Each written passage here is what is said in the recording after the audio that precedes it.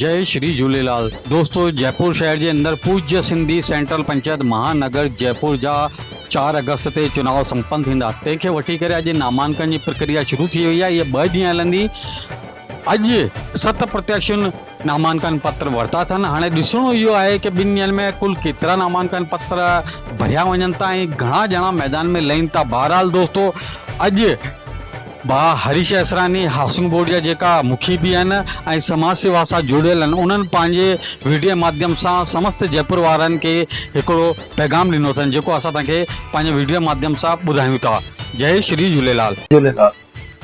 मां हरीश असरानी, शास्त्री नगर पूज्य सिंधी पंचायत जो मुखी पिछले 25 साल खां। तव्हां सभिनी भाउरनि माताउनि जो बचिरो ऐं हिन समाज में सेवा कंदा। मां 25 साल खां सिंधी समाज में सेवा करे रहियो आहियां ऐं अॻियां बि कंदो रहंदो। तव्हांजे आशीर्वाद सां अॼु मां पूज्य सिंधी सेंट्रल पंचायत जो फार्म भरिया आहिनि ऐं मूंखे आशा आहे तव्हां मूंखे सभु भाउर आशीर्वाद ॾींदा ऐं सेंट्रल पंचायत हलाइण लाइ कमेटी में साथ रहंदा। पाण मिली करे हिनखे हलाईंदासीं ऐं कुझु ॻाल्हियूं सोचे रखियूं आहिनि, उहे अगरि तव्हां सां मिली करे, मुंहिंजी आहे सभिनी खां पहिरीं जेके 4-5 उते कमियूं आहिनि, जेके अॼु बाज़ारि में ॻाल्हियूं अचनि उहे न अचनि। पाण हिनखे सुठे नमूने सां पेश कंदासीं।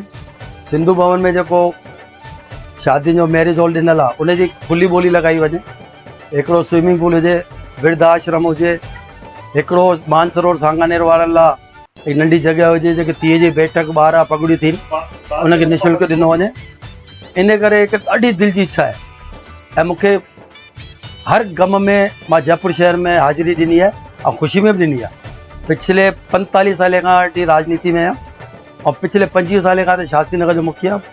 2010 में चेटीचंड मेला कमेटी अध्यक्ष रही चुको आहियां ऐं शायदि जयपुर जा सभु मुखी मुंहिंजा भाउर आहिनि, मूंखे सुञाणो। मुंहिंजी हथ जोड़े निमाणी वेनिती आहे कि हिन दफ़े मौक़ो ॾीन ऐं शेवा कंदासीं दिलि सां ऐं तव्हां भाउरनि जो आशीर्वाद। जय झूलेलाल।